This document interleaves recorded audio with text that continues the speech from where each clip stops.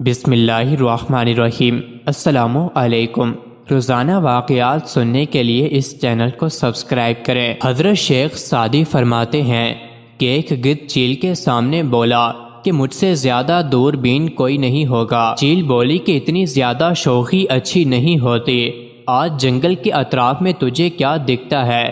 حضرت سعدی فرماتے ہیں کہ ایک دن کے فیصلے سے گدھ نے اوپر سے نیچے نظر دوڑائی اور چیل سے بولا کہ اگر تجھے یقین آ جائے تو میں نے دیکھا ہے کہ گیہوں کا ایک دانہ زمین پر پڑا ہے۔ چیل کو تعجب کی وجہ سے یقین نہ آیا، انہوں نے سر اونچائی سے نشیب کی طرف کر دیا۔ جب گدھ دانہ کے قریب پہنچا اس پر لمبائی قید چمٹ گئی، وہ شکاری کے بچھائے ہوئے پھندے میں بری طرح پھنس گیا اور وہ یہ نہ سمجھا کہ اس دانے کے کھانے سے زمانہ اس کی گردن میں جال ڈال دے گا۔ چیل نے جب گدھ کو جال میں پھنسے دیکھا تو گدھ سے بولی، اس دانے کے دیکھنے سے کیا فائدہ جب تجھے دینے والے کے جال کی بینائی نہ تھی۔ شیخ سعدی فرماتے ہیں کہ وہ کہہ رہا تھا اور اس کی گردن پھنسی تھی کہ تقدیر سے بچاؤ مفید نہیں ہے، باوجود بچاؤ کے مقدر کا لکھا پیش کر رہا ہے۔ موت نے جب اس کا خون بہانے کے لیے ہاتھ نکال لیا تو تقدیر نے اس کی باریک بینی بند کر دی۔ جس پانی کا کنارہ موجود نہ ہو اس میں تیراک کا غرور کام نہیں آتا ہے۔ مولانا مفتی محمد تقی عثمانی مدظلہ فرماتے ہیں، ایک مرتبہ میں جنوبی افریقہ میں کیپ ٹاؤن کے علاقے میں ریل گاڑی پر سفر کر رہا تھا۔ راستے میں ایک جگہ پہاڑی علاقے میں گاڑی رک گئی۔ ہم نماز کے لیے نیچے اترے۔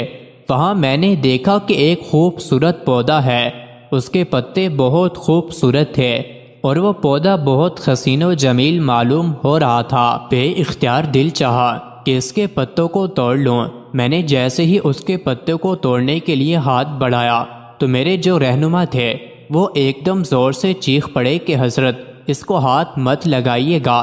میں نے پوچھا کیوں؟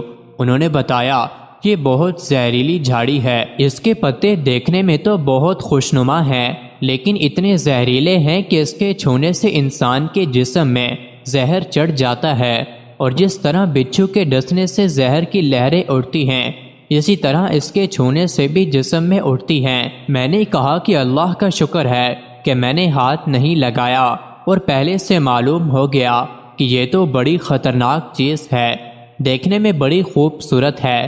پھر میں نے ان سے کہا کہ یہ معاملہ تو بڑا خطرناک ہے، اس لیے کہ آپ نے مجھے تو بتا دیا جس کی وجہ سے میں بچ گیا، لیکن اگر کوئی انجان آدمی جا کر اس کو ہاتھ لگا دے تو وہ مصیبت اور تکلیف میں مبتلا ہو جائے گا۔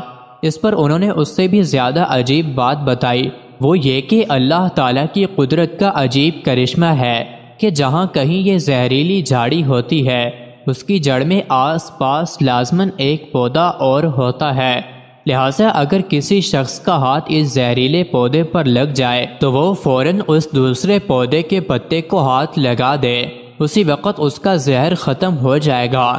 چنانچہ انہوں نے اس کی جڑ میں وہ دوسرا پودا بھی دکھایا کہ یہ اس کا تریاق ہے۔ بس یہی مثال ہے ہمارے گناہوں کی اور استغفار و توبہ کی، لہٰذا جہاں کہیں گناہ کا زہر چڑھ جائے تو فوراً توبہ استغفار کا تریاق استعمال کرو، اس وقت اس گناہ کا زہر اتر جائے گا۔ مزید ایسے ہی ویڈیوز کے لیے چینل کو ضرور سبسکرائب کریں۔